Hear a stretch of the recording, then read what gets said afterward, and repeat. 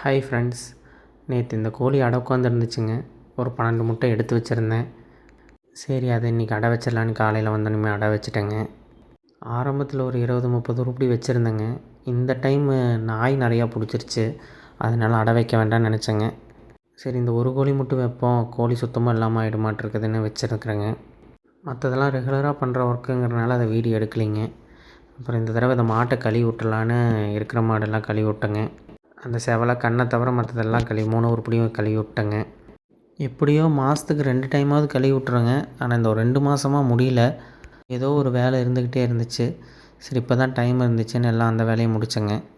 இது அடுத்த நாளுங்க. இதுக்கு முன்னாடியெல்லாம் குப்பையை விற்றுருவேங்க. குப்பையை வச்சுருக்க மாட்டோம், விற்றுருவோம். இந்த தடவை தீவன புல் ரொம்ப கம்மியாயிடுச்சுங்க. முதல்ல ஒரு மாடு ஒரு கன்று தான் இருந்துச்சுங்க. இப்போ 2 மாடு 2 கன்று ஆனதுனால தீவன புல் பற்ற மாட்டேங்குது.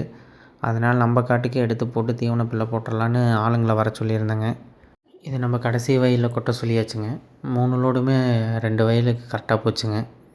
ஆனால் கொட்டினதுலேருந்து மழையே வரலிங்க. மழையை எதிர்பார்த்து தான் கொட்டினோம். ஓட்டி விட்டு போட்டுட்டு அப்புறம் பைப் கனெக்ஷன் இழுத்துக்கலான்னு. தண்ணி கொஞ்சம் கம்மியாயிடுச்சுங்க கிணத்துலேயும். இந்த மயில மாடு கண்ணு மேலே தாவுச்சுங்க. ஆனால் கொலை அடிக்கலை. சரி, எதுக்கோன்னு இது ஊசி போட்டுருவோமேன்னு சொல்லிவிட்டு டாக்டரை வர சொல்லியிருந்தேங்க. கன்று போட்டு 4 மாதம் ஆச்சுங்க. மாதமே கொலை அடிச்சது. நான் தான் சரி 30 நாளில் ஏன் சேர்த்தோன்னு விட்டுட்டேன். ஆனால் அதுக்கப்புறம் கொலை அடிக்கலிங்க. சரி, கன்று தானனால சரி இன்றைக்கி ஊசி போட்டு பார்ப்போம் அப்படின்னு ஊசி போட்டிருக்குதுங்க. ஆனால் இந்த தடவை இது காலை சேர்த்துற ஐடியாவில் தாங்க இருந்தேன். பெரும்பாலும் செனை நிற்கிறதுக்கு வாய்ப்பு கம்மி தான். ஆனால் டாக்டர் கொலை இருக்குதுங்க அப்படின்ட்டு தான் ஊசி போட்டாருங்க. இன்னும் ஒரு மாதம் 2 மாதம் போனால் கரெக்டாக தெரியுங்க. சரி, டாக்டர் வந்தனால மயில ஊசி போட்டுட்டு செவல மாடும் செனை செக் பண்ணிவிடுவோம். அது காலை சேர்த்தி ஒரு 5 மாதம் இருக்குங்க. மார்ச் மாதம் சேர்த்துனுங்க. சரி, அதனால் அதையும் அப்படியே செக் பண்ணிடலான்னு செக் பண்ணிச்சுங்க. செனை கன்ஃபார்ம்னு சொல்லிட்டாருங்க. அதனால் நமக்கு ஏற்கனவே தெரியும், இருந்தாலும் செக் பண்ணிக்கலாம் வந்தார் அப்படின்னு சொல்லிவிட்டு செக் பண்ணிச்சுங்க. இந்த சோளம் மழைக்கு போட்டதாங்க. ஒரு 1/2 ஏக்கரா போட்டிருந்தோம். ஆடிக்கு முன்னாடியே போட்டுட்டோம். ஆனால் மழை இல்லாதனால இப்போ சரியாக வரலிங்க. சில இடத்துல கிணத்துலேருந்து எடுத்து கொஞ்சம் ஒரு 2 தண்ணி கட்டியிருக்கிறேங்க. சில இடம்லாம் பாஞ்ச இடம்லாம் நல்லா வந்துருச்சுங்க. இன்னும் ஒரு 10-15 நாளில் அறுக்கலாம். அதையும் ஒரு தடவை பார்த்துட்டு வந்துடுவோமேட்டு போயிருந்தேங்க. இது பார்த்திங்கன்னா ஈரோடில் ஒரு 4 வருஷமாக ஏஐடி ஸ்கூலில் காங்கேயம் தமிழ் அமைப்பு இந்த போட்டி நடத்துகிறாங்கங்க, அழகு போட்டி. இதில் நம்ம நண்பர் திருச்செங்கோடு கார்த்தி அவரோட 2 பல்லு காரி காளை கொண்டு வந்திருந்தாருங்க. அவங்க நண்பர் மாட்டுக்கு கொம்பு கயிறு மாற்றிட்டு இருந்தாருங்க. இந்த காரிக்காலை தாங்க அவருது. இந்த கேட்டகரியில் இவர் தாங்க ஃபஸ்ட் ப்ரைஸு.